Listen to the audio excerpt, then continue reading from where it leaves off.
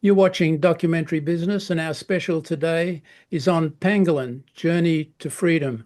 And it's a co-production between Terramata Studios, PBS Nature, and Cape Town-based Silver Bullet Films. And I'm very happy to have as my guest today Suzanne Lummer from Terramata Studios, based in Vienna. It's great to have you discussing this project and to hear your inside information on how it all worked. Thank you, Sue. Hi, Peter. Great to join. Looking forward to your questions, and I hope I can give a good answer on everything. So thanks, Sue. And I'm a co-executive producer of this film, played a key role in it all happening. And I'm really just incredibly proud that we put together as a team on 3 continents this, beautiful, heartfelt, positive, inspiring documentary. So let's have a look at the trailer.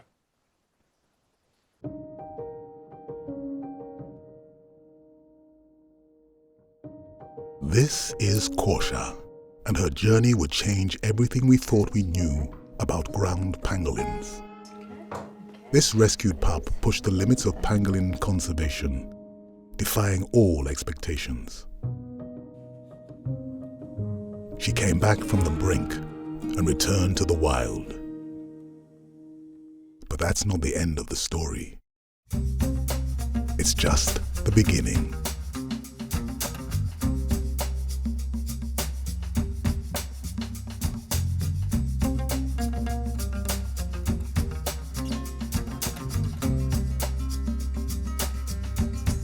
Korsha, meaning the precious one in Shona, is the longest tracked pangolin in history. Over the last 7 years, she's taught us more than we can share here. But the greatest surprise, she gave birth in the wild. A world first. Once thought impossible. In a time where pangolins are vanishing before we truly understand them, Korsha has become our greatest teacher.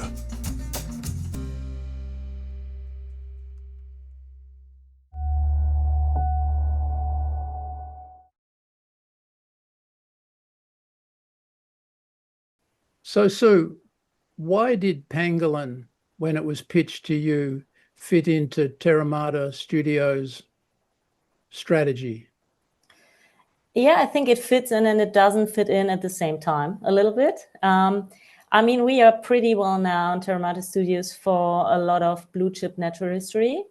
But we even from time to time, and we do conservation and human nature stories.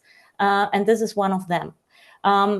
So we have several of them, but we can't place them in the market easily. So when we do a show like this, where it was clear it's a story about nature and animals, but it's not blue chip natural history and not animals only. So we had to find a good hook. We had to have a good storytelling.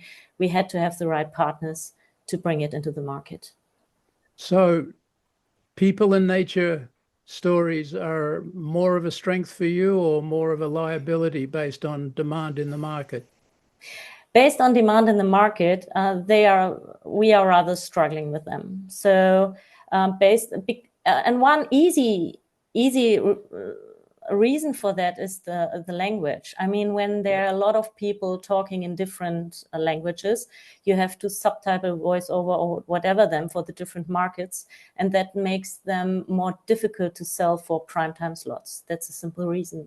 So we already know when there are too many people talking in a film and interview-wise, it will distribute more difficult than others. So it creates liabilities with people, particularly around language. So about how many nature films do you greenlight a year for production or co-production? So yeah, it's quite a bunch. We normally produce about 18 or even 20 productions per year. 18 to 20. Mm-hmm. Yeah. Yes, we do it. We do all sorts of productions. It's co-productions. We are even doing pre-sales. or whatever whatever is possible. When we have the right partners for a certain contract construction, we will try to make it work. And so PBS here in New York is a premium partner, and boy, just such an admirable franchise over so many decades. Are they a regular partner of yours? Yeah, this is a huge luxury situation we have with Fred Kaufman and Bill Murphy and Janet Hess. We are working since many years together, so we really trust in each other. And I think even the market has seen and the world has seen that the productions we do together really work very well. So yes, we work together on a regular basis. So you split the costs in some appropriate manner, and then you take the films out into the worldwide market. Who is Exactly. just remind me, who is your distributor? At the moment, our distributor is Authentic Films, based in Munich. Oh, and interesting. that works very well, and we will proceed in that constellation for another few years. Yeah, their CEO, Patrick Hurl, is a great friend and supporter of documentary business. So let's go back to the beginning of this project, and Bruce Young, who is connected with Silver Bullet Films, he pitched me this story, and I immediately kind of liked it. And in particular, I warmed to Bruce as the kind of person that I could work with, because chemistry is just so important on this long journey of making films. And then I realized that the path to success would lie through our dear colleague, Ruth Berry. And Ruth is such an experienced storyteller and has worked with both of us over the years. And then Ruth took it to you and to Sabine Holzer, who is my boss, head of department. How did you respond to the kosher story? What was it that brought you on board, as well as Ruth and myself? You can have two answers on that question, Peter. There's a very personal reason, and maybe there's a rather business reason. The personal reason let's go for both of them. Yeah, the personal reason is I like animals that maybe don't fit into 100% into the typical scheme of cute animals. So pangolins are different, very different, and they don't have soft fur and big eyes, but nevertheless they are adorable. And I really like these creatures. And so I was in from the very first moment, but it's a problem for the market. These animals are more difficult to bring into the international market because they are not well known. And it's difficult to film their behavior. That's a reason why they're not well known. And no one knows very much about it. And we experienced that during that production, even at the very end with our Austrian broadcaster, that he asked us what kind of project you have within the next few weeks where we could do some promotion on it. And we said, we have a beautiful pangolin project. And they said, oh, don't you have something with fur? So they are difficult to sell. But nevertheless, this story was appealing because it was not only about a wonderful creature, and an individual creature, which was Kosha the pangolin. We'll talk about her later. It's a story of one very special animal. And it's a story even about not only conservation, but about very special conservationists, the Tiki Haywood Foundation. And the story has several layers. And it's the story about one animal. It's about the story about the foundation and how conservation really works. And it's a story about dedication and even about freedom. And all that together made it very special for us. And I think that was something you noticed as well. And of course, having Ruth on board must have been a huge testimonial. Yeah, I mean, with Ruth on board, and Ruth brought that story to us, and we know Ruth since many, many years, and I worked with her on many shows, and even on shows that at the first moment don't seem to be an easy sell, I would say. And we know that she's a brilliant storyteller, and that she really knows how to tell these kind of stories, which are maybe a bit different to blue chip natural history. She can do blue chip natural history as well. She did it for us as well, and that was great. But this was something special. So that was really, I think Ruth was 100% fit to this kind of story. Very interesting. And was it a particular challenge that Silver Bullet Films is a South African film production company, so they're distant? And then secondly, you'd never worked with them before. Was that a challenge to overcome, or did you feel confident in the story and their professionalism and Ruth being on board as well from the beginning? It was a bit challenging because always when you work with new partners, and we did not know how experienced they were in wildlife filmmaking. We knew from the very beginning they were very experienced in many fields, but maybe not this as much. But we saw this unique opportunity and the access they have, and Bruce has. And so it was clear from the very first moment that it can only work with them, and they are the key to make it work. And I think, yes, meanwhile, I worked with Ruth on a documentary about the origin of COVID-19 during the first lockdown. And in these times, we really learned you can work in Vienna. She's living in Garmisch. You're living in New York. WNT is based there. And South Africa, and it was filmed in Zimbabwe, all at the same time. It's possible. You can have discussions. We had discussions every day sometimes, and it simply works. It was amazing. And it, of course, needed a kind of trust at the beginning, but I think it really paid off. Yeah, sure did. And so that's really interesting, and, being an Australian based in New York and having worked in South Africa, I thought the odds were pretty high because we were a remote market. But then again, so much excellent nature work has come, and Silver Bullet Films team would, as you just said, deeply experienced in other genres. I mean, I had faith from the get-go that it was going to work out.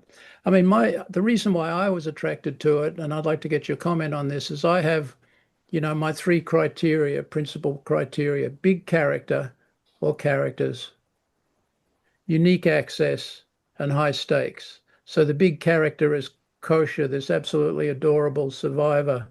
And then also the staff, the conservation staff and field staff that surrounded her to a lesser degree, but very, very interesting and very powerful. We've got unique stakes. We've got high stakes, and the high stakes are, first of all, that this whole species is deeply threatened. And then secondly, this beautiful creature comes to us from rescue, from almost from birth to becoming a mother herself. And then finally, unique access. We had this incredible archive through the Tiki Haywood Foundation that nobody else was going to get access to. So they were my three criteria. Does that kind of measure work for you? Or how do you approach critically a pitch of that kind? I think exactly the same. But and I looked at, we maybe have a look at that later. Of course, we even knew from the very beginning that there's a kind of archive. But I have to tell you, from my perspective at the beginning, it was really difficult to say how precious this archive is, because technically it wasn't really brilliant, and you had to create the story around it to make it work. Interesting. And not only one story. I mean, both of us said it's big characters, big stakes. We had the characters of some people of the Tiki Haywood Foundation. We decided, and it was clear that our main characters, human characters, are Lisa, Ellen, and Luke. And then there's Kosha, and then there is her life, and then there is the development of the foundation, and then there's conservation. So a lot of different threads that had to be brought together. And so for us was even clear we need Ruth to work on that. And Ruth has to see the archive material, and she has to talk to everyone to give us an impression if this can really work. And yes, with we maybe have a look later at the archive material that maybe then you can see from my perspective, I wasn't sure at the beginning. So I really trusted in Ruth. And when she says there's enough not only material, there are enough little stories that we can combine to make it work so that it's really overall a big story arc that works, then I totally trust in her. Yeah, that's a really powerful takeaway, that when the archive tells a story, I mean, think of the Zapruder footage, it can be of technically second or third rate, but if it powerfully tells a story, it works. So listen, why don't we dive deeper into this archive question or subject? Why don't you set it up, Sue? Because there is just one piece of archive that relates to Kosher in her burrow. And if you set it up, and then we'll have a look at the clip. Yeah, okay. So yes, we had several archive clips, and we, of course, looked at all of them before. And Wayne, the director, even created, of course, a lot of really beautifully filmed new material around that. But I mean, to be documentary and really to be in the moment, we needed this archive footage. And I remember seeing on a little screen first time this archive sequence from when Kosher had given birth in a burrow, and for the first time ever, a human was sending a camera, so to say, into the burrow to see the newborn pangolin there. Something like that, no one had ever done that before. And I saw that footage and thought, it looks terrible. It really looked terrible. There was no real color in. There was no. It was. I don't know if it's even HD. It was filmed with a little remote camera, like a GoPro, and the light in the burrow is coming from a torch, so it's a very bright spot in the middle, and everything around is dark. And of course, I mean, technically, we can make it a bit better. We can improve it a little bit by grading and whatever, but there are limits. When you see that, there are limits, and you think, how can we make this work that this will become an emotional and very crucial turning point of the whole story? I mean, this is so important. We are working towards this for 20, 30 minutes. And then you're expecting something special. And to be honest, the material doesn't look really special. But I mean, we can have a look and maybe afterwards discuss if it worked well, or tell me what you think about it. It's a really good setup, so let's have a look. I was desperate to prove the existence of the pup. I had this insane concept that a remote control car with a GoPro attached to it and a light source would be able to get into the burrow and up to the pup and actually see.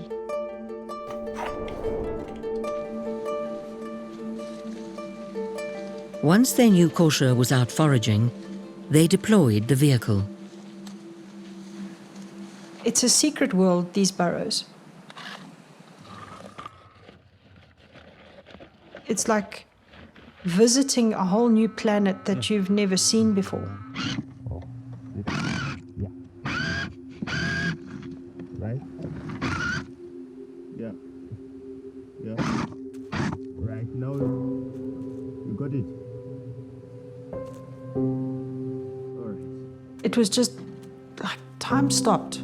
Everything just slowed down. And our whole world was what was unfolding on that cheap little camera.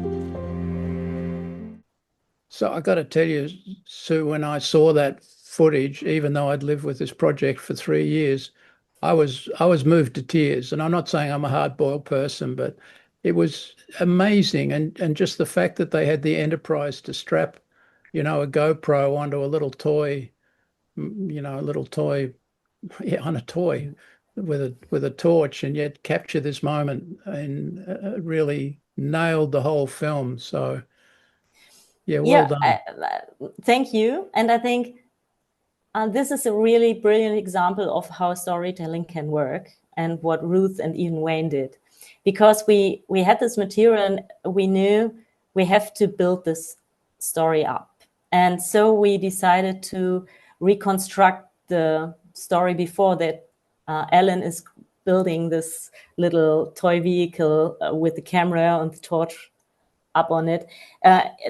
By the way, in reality, she had several versions of it because the first one did not work. We all had everything of that in the film, but we had to take it out at the end because it became too long. But the building up of it, and then even the music and even the script and the interviews were all having that one go to build up that sequence. And I think in the end, I'm happy if it's working well. I think it works very well, and it makes this film very special and very real. Yeah, no, I totally agree. And I love the film. And, I thank you to Terramata and the whole team for pulling it together. So let's start to wrap up, Sue. But you're heading off to Sunnyside of the dock in a few days. And then, so what's on your agenda there? Do you have any projects that you'd like to share with us that are, I have to, when we can do another webinar about that, Peter. We have arranged a lot of meetings. So come to Sunnyside. Here's our future projects catalog. Pick one of that up and have a look. But of course, no, joking. There are some projects I'm even involved, and I will talk about them or maybe which are interesting. One of them, and I would like to start with that, is Wild Cape Town. Yeah, Wild Cape Town. All right. Come and pick up that flyer and discuss it with us. That's from Silver Bullet Films too, correct? Exactly. That's why I would like to mention it. It's Silver Bullet Film and Table Mountain Films we are doing this with. And Wayne, the director of the Pangolin film, is on board, and Diana, who is their production manager, and Katharina Pechel from Table Mountains Film, who we know since a long time. So this is, and I'm so happy that I'll be the executive producer of this project. It's really great. I'm looking forward to that one. It's a two-parter about Cape Town's wildlife. And it will be a bit different maybe some of us know some of the wildlife down there, but we will have some really unusual and really fresh stories to tell. And yes, I'm looking forward to that.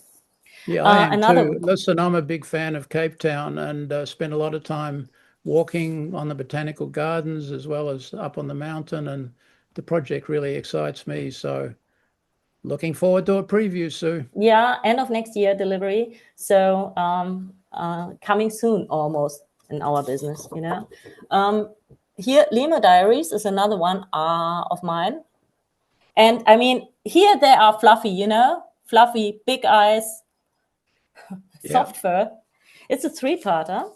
And I like to mention that because it shows a bit how our business works, because there are even people involved I know and worked with on other projects ages ago, and in different constellations they are now coming back to us. We know each other, we know how we work, how it works, and we know how the business works and what is important. And so I'm working on this one. Chris Kaff is one of the camera guys, and I know Chris Kaff as director of our Eyes of the Orangutan documentary, which is a pretty hard stuff wildlife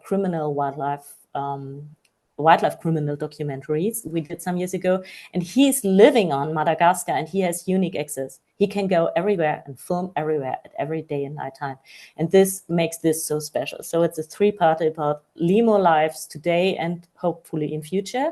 And even Kaylee Christus, who's involved as partner, is we know her from other projects before. So this is one of when we have a team meeting also, I tell you this will be a great film because everyone who's involved does great work. That sounds great. It's mid of June almost. Time to talk about Christmas, huh? This is a Christmas. This is from a German. We work together with a German company, Herbert Oswald and Lengrad Films. I know them since a long time. And the interesting thing, and why we picked up this story, it's not about. I did some films about Christmas and wild Christmas, so to say. How do animals react in wintertime and these things? We have these things in our portfolio as well, but the nature of Christmas rather is about some animals that we traditionally connect with Christmas, like the reindeer, or in Britain, the robin or the donkey out of the Bible, and tell the natural history stories about them and the background. Where does the Christmas tree really come from? So it's the nature of Christmas, as the title says. And I think, this is something we know will work very well for many, many audiences, and will be aired in many countries around Christmas. That's great. That's a great preview of what's upcoming. So, Sue, let's finish now. And boy, it's been great to chat with you. Really great to work with you. I can't tell you how proud I am to have been associated with this We beautiful. have to do it again. It was a pleasure. It was a wonderful project. Lightning doesn't strike every day, it's and I wish I had a whole package of programs to work on with you. Let me think. So we want to thank you and WNET. We have to particularly thank WNET, PBS Janet Nature, and Fred. PBS is going through a really hard time right now, as our viewers and readers know, and we think of them every day, and we're going to write post about that, and I've been active behind the scenes as best I can. I have to tell you, this year for the audience, really, I mean, however big the stake is, when you work with Fred and Janet on a show, they always, whatever happens in the universe around them, they look at the film, and they give the film, or the rough cut, fine cut, whatever it is, room. And they are in with such a dedication as well that it's always a pleasure to work with them, really. So Thank smart. you. I mean, what they did with my previous film with them was incredible, and that was the Osprey film. We published a deep dive case study on documentary business.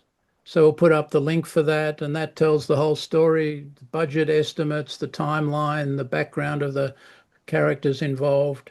We have a webinar with Bruce Young, who was the key link in this story between Zimbabwe and myself, and then through myself, Ruth, and yourselves. That's really fascinating. We've already said thanks to PBS, and finally, thank you, Sue, and to everybody involved in this project on your side. Thank you. And yes, thank you to the whole Silver Bullet team, and of course the Tiki Highwood Foundation. And thank you, Kosha. Thank you, Kosha. Yeah, she's adorable. Okay, see you later, Sue. Bye.